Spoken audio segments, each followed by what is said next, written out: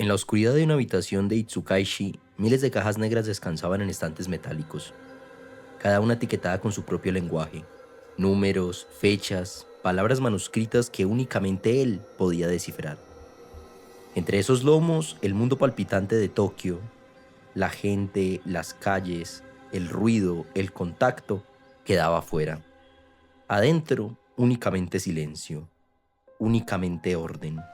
Únicamente lo que podía ser grabado, reproducido, controlado. Las personas que viven en ciudades grandes como Tokio se vuelven invisibles casi sin notarlo. Millones de rostros, ninguno mirando al otro. Largas jornadas laborales, espacios confinados, interacciones rituales que no requieren presencia. En ese anonimato, algunos descubren libertad, otros un vacío que consume. Bienvenidos a Atlas del Crimen, Perfiles de un Asesino, un espacio donde investigamos sin sensacionalismo ni glorificación los efectos psicológicos, sociales y culturales que se entrelazan en la violencia serial. Hoy abordamos uno de los casos más complejos de la criminología japonesa, Tsutomu Miyazaki, conocido como el asesino otaku. Un caso que no fue solo sobre crímenes, sino sobre la obsesión por documentarlos. No fue solo sobre violencia, sino sobre la arquitectura del control a través de la imagen. Y no fue, como simplificó la prensa, sobre manga y anime, sino sobre cómo un hombre vacío intentó llenarse con el registro meticuloso de lo que destruía.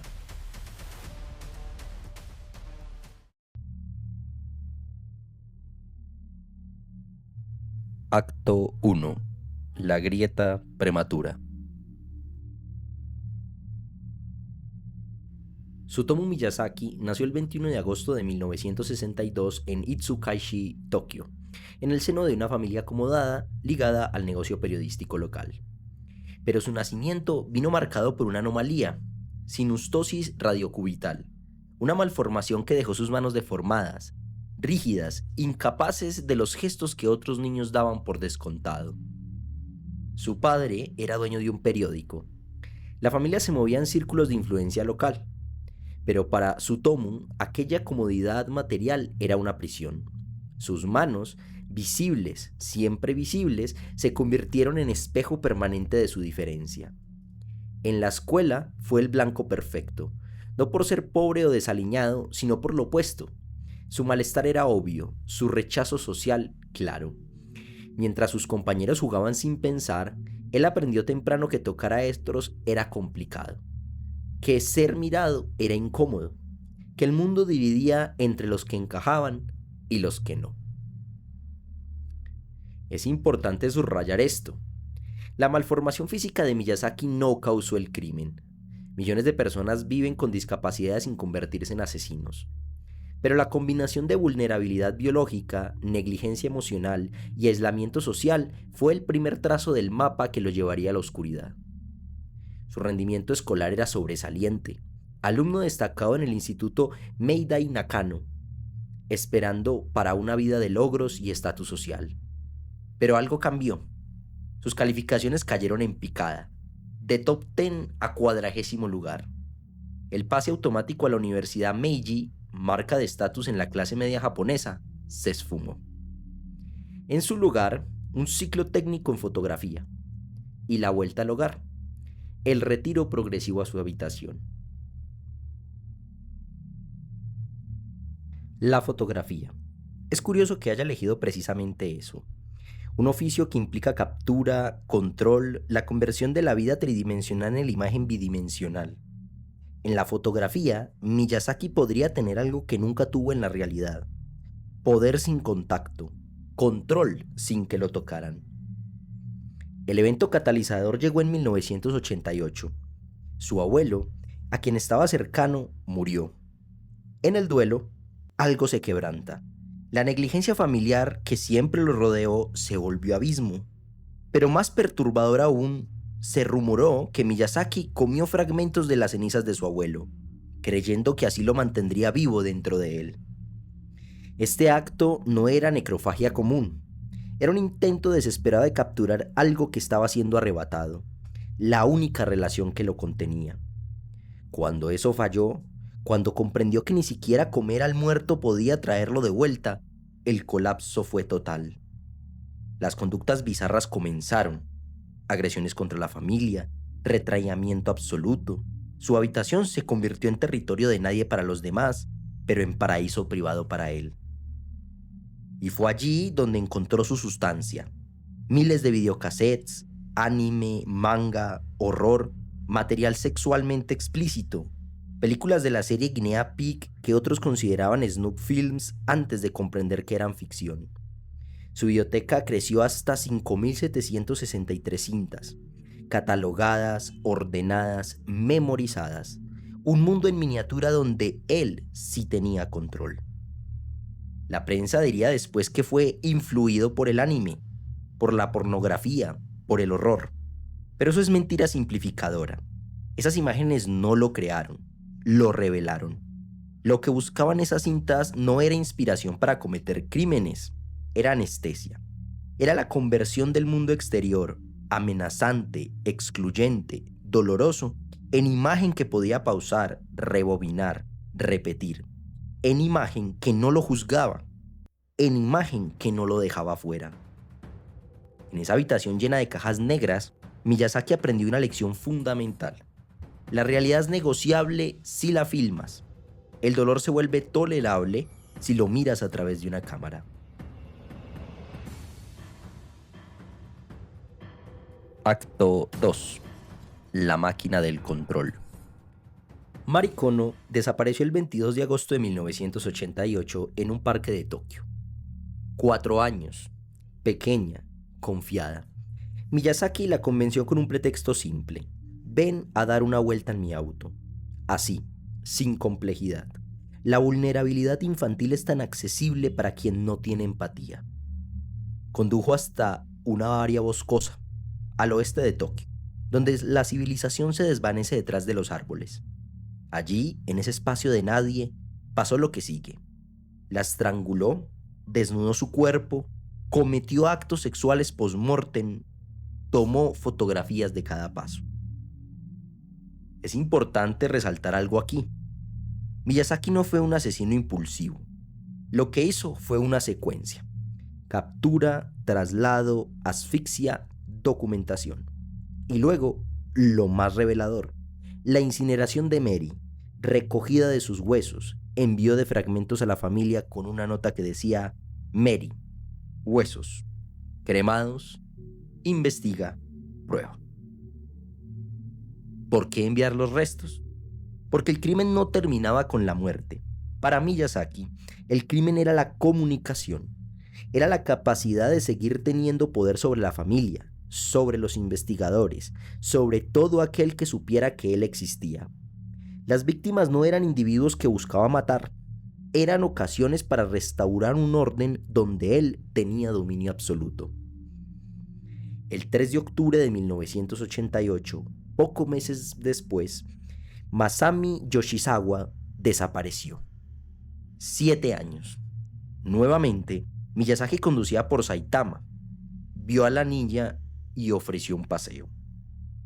Transportó a su víctima al mismo sitio donde aún descansaban los restos no descubiertos de Mary. Mismo bosque, mismo procedimiento. Estrangulación, abuso post-mortem, documentación fotográfica, apropiación de ropa como trofeo. Esto es crucial: la repetición. No era alguien actuando impulsivamente cada vez.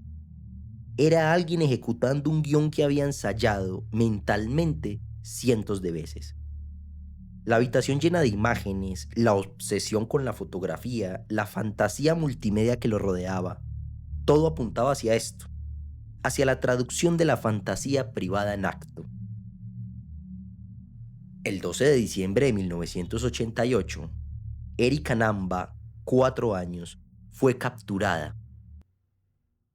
Y nuevamente la familia recibió comunicación. Una postal con palabras recortadas de revista que deletreaban: Erika, garganta fría, descanso, muerte. No era una amenaza, era un poema, una firma, la prueba de que alguien, en algún lugar, estaba pensando en ellos. estaba dominando desde las sombras. Imagina ser un padre, descubres que tu hija desapareció, haces un llamado a la policía, esperas, rezas y luego un paquete llega.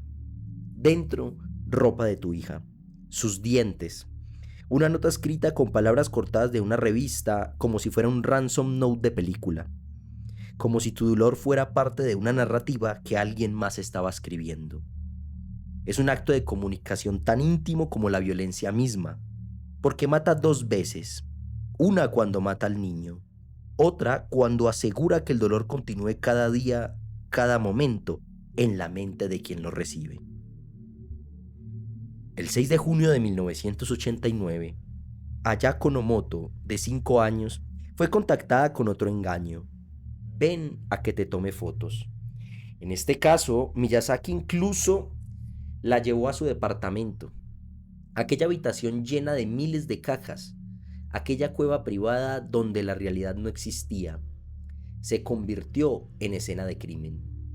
Asesinó a Ayako, tomó fotografías, desmembró parcialmente su cuerpo, comió fragmentos y nuevamente conservó partes como trofeo.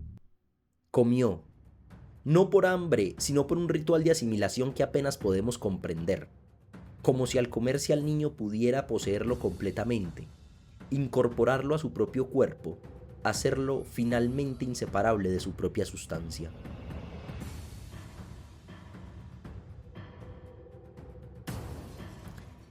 En Atlas del Crimen sostenemos que comprender no es excusar, que analizar la patología no elimina la culpa, que la responsabilidad moral persiste incluso cuando hay una enfermedad mental. Regresamos con la captura, el juicio de Miyazaki y su defensa del Ratman, el alter ego que supuestamente cometía los crímenes mientras él miraba desde adentro.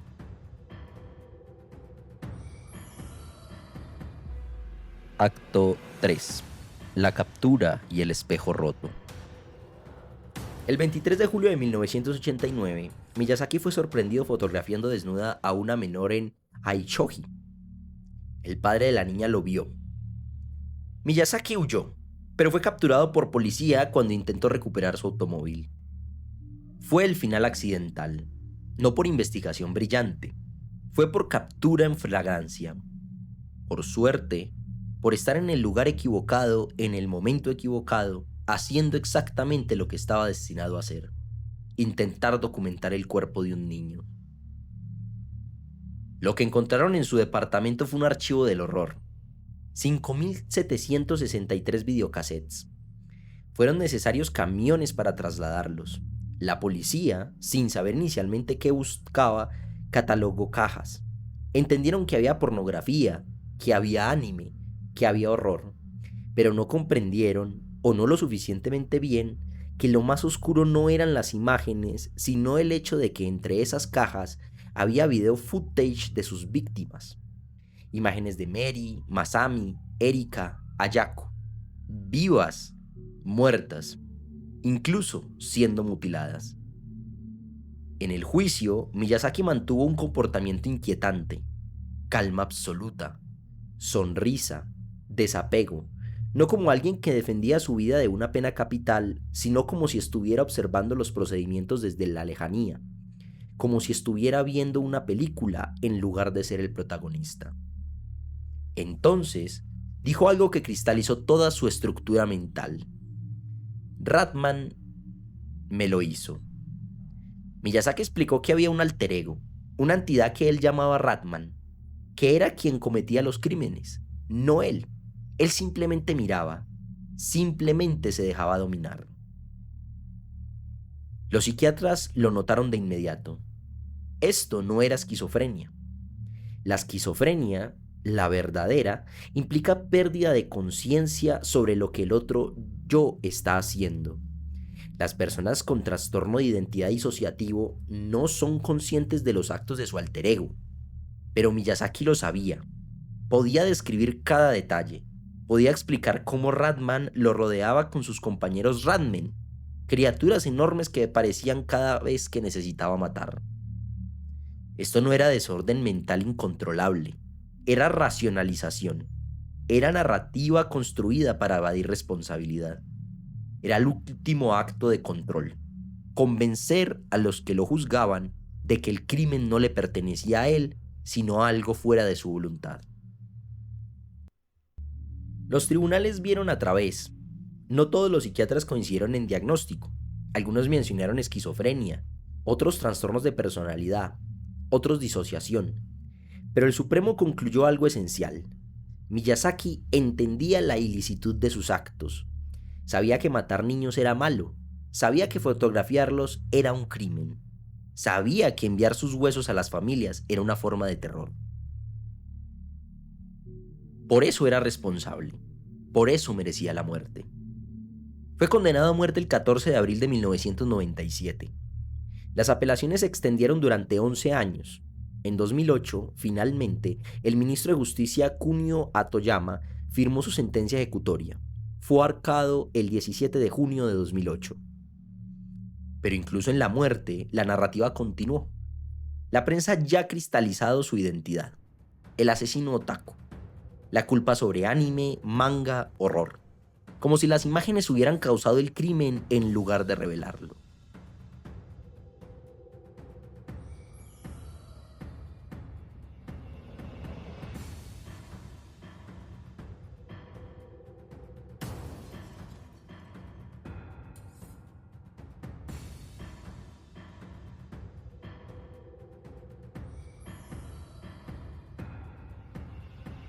Acto 4. La pánica moral y el chivo expiatorio. En 1989, cuando la policía inventarió la colección de videocasetes de Miyazaki, la prensa enfatizó lo obvio. La presencia de anime de horror, de pornografía, de la serie Guinea Pig que algunos creían eran snuff films genuinos. ¿Conexión casual? No. Conexión narrativa perfecta. Japón, en 1988-1989, estaba en transformación. El boom de los 80 se desaceleraba. La urbanización había alcanzado niveles de alineación que la sociedad apenas comprendía. Las jornadas de trabajo se extendían, las familias se descomponían. Y entre tanto, una subcultura emergente, el otaku, comenzaba a ser visible en manga, anime o colección de cómics. El otaku no era criminoso, era simplemente quien se retiraba a mundos imaginarios, quien priorizaba el consumo de cultura gráfica sobre la interacción social tradicional, algo completamente nuevo en Japón, algo que la sociedad aún no sabía cómo categorizar. Y entonces llegó Miyazaki, el hombre que vivía en una habitación rodeado de miles de cintas, el que nunca salía, el que no tenía contactos sociales, el que era perfecto, casi demasiado perfecto, para encarar el miedo que la sociedad ya sentía hacia esa subcultura. Kyogo Okonoji, un psicoanalista de la Universidad Internacional de Tokio, lo dijo públicamente. El peligro de una generación de jóvenes que nunca experimentan la relación básica entre ellos, su madre y su padre, que no pueden transicionar de un mundo de fantasía de videos y manga a la realidad, es ahora extremo. ¿Es real ese miedo? Parcialmente. ¿Es justo atribuir el crimen de Miyazaki a la cultura otaku? Absolutamente no.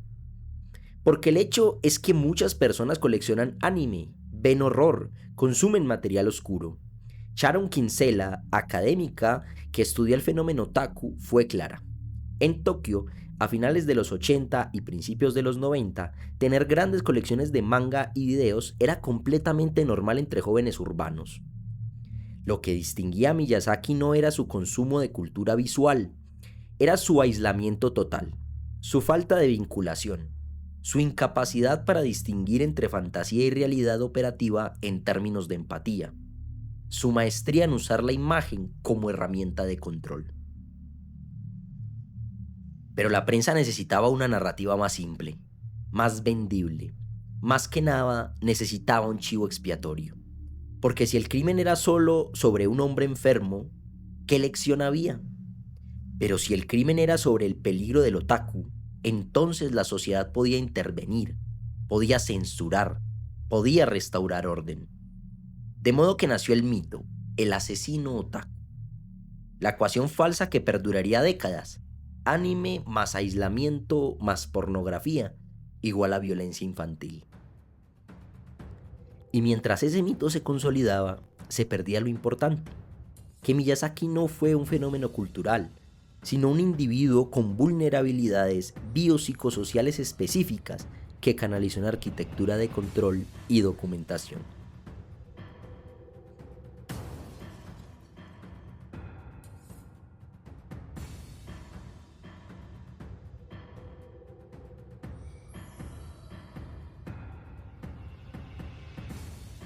Acto 5.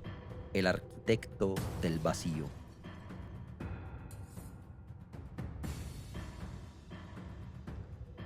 Si queremos entender realmente a Tsutomu Miyazaki, debemos dejar de hablar de qué vio y empezar a hablar de qué necesitaba ver.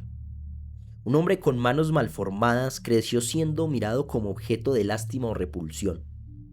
Aprendió muy pronto que la corporalidad es el espacio donde se manifiesta el rechazo, que tocarse es complicado cuando el cuerpo propio es tabú. ¿Qué hace entonces? Descubre que a través de la cámara, a través de la fotografía, puede convertir cuerpos en superficie que él controla simplemente. Superficies que no lo juzgan, superficies que puede manipular, documentar, poseer sin que lo toquen. El asesinato, para Miyazaki, fue la ocasión para la fotografía, no lo inverso. La muerte era el medio, el registro era el fin.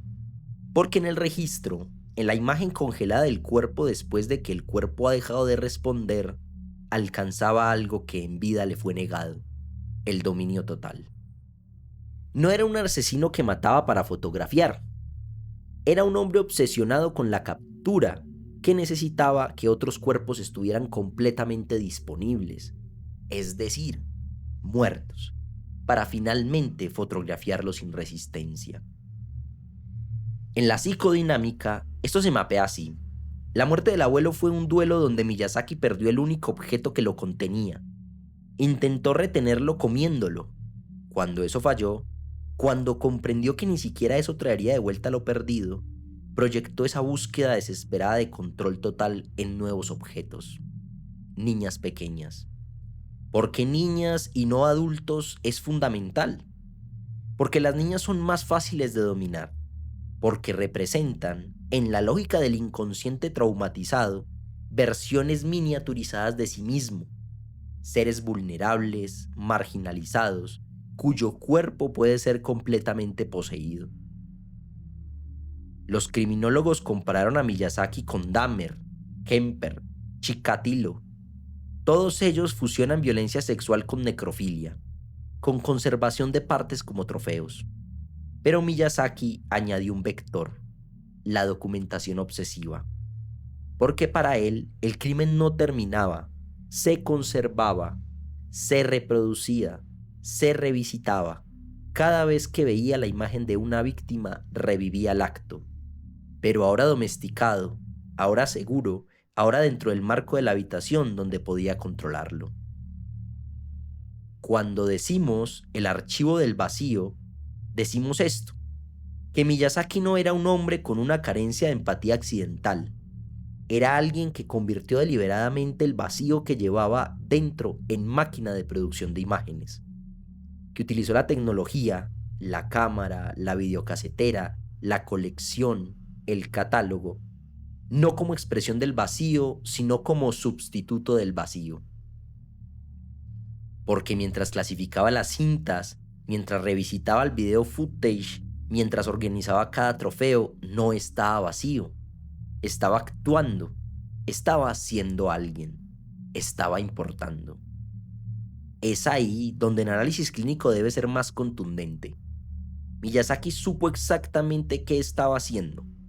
Comprendía que matar niños era malo, pero eligió hacerlo de todas formas. No por enfermedad irresistible, sino por arquitectura del placer, por orden interno, por ese momento donde la fotografía lo dejaba siendo, finalmente, alguien. Acto 6. Reflexión final y contexto histórico. Japón tardío de los 80 fue un país de contradicciones cristalizadas en Miyazaki. Eficiencia técnica sin afecto, urbanización sin comunidad, saturación de imágenes sin relación, modernidad sin humanidad. Miyazaki no fue causado por eso, pero fue revelado por eso, porque en una sociedad donde el anonimato es norma, donde la tecnología media todas las relaciones, donde el vacío es tan palpable que prácticamente está documentado en cada pantalla de la televisión, era posible ser completamente invisible mientras se documenta el horror. El mito del asesino otaku fue útil para muchos, para políticos que podían culpar a la subcultura, para académicos que podían escribir sobre la alienación de la generación cableada, para la prensa que vendía copias. Pero fue una traición a la comprensión, porque al simplificar el caso a anime causa asesinatos, se perdía la oportunidad de preguntar qué hace que alguien se retire completamente del mundo, qué produce la desconexión empática tan total, cómo es posible que una familia deje que esto ocurra en la habitación continua.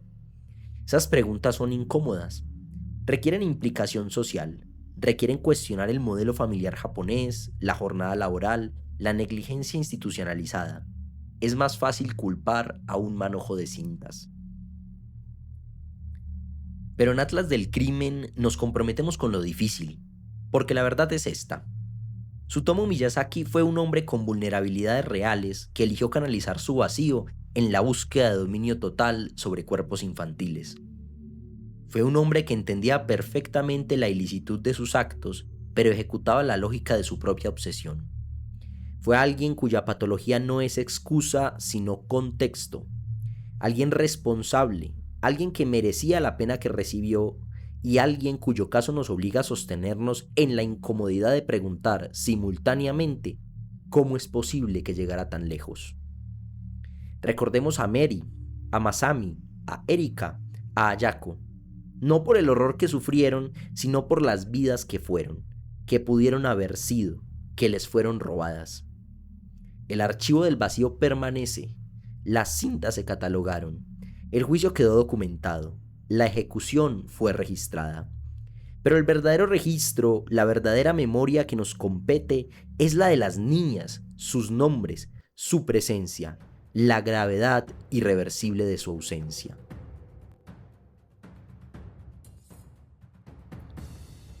Esto ha sido Atlas del Crimen, perfiles de un asesino. Un espacio donde investigamos el crimen serial desde una perspectiva rigurosa, multidisciplinar y éticamente responsable. El caso de Tsutomu Miyazaki no es una anécdota de terror. Es un espejo donde se reflejan vulnerabilidades individuales, dinámicas familiares negligentes y estructuras sociales que producen aislamiento sistemático. Entender esto no exime a Miyazaki, lo sitúa, y al situarlo nos permite ver con mayor precisión dónde fallamos como sociedad.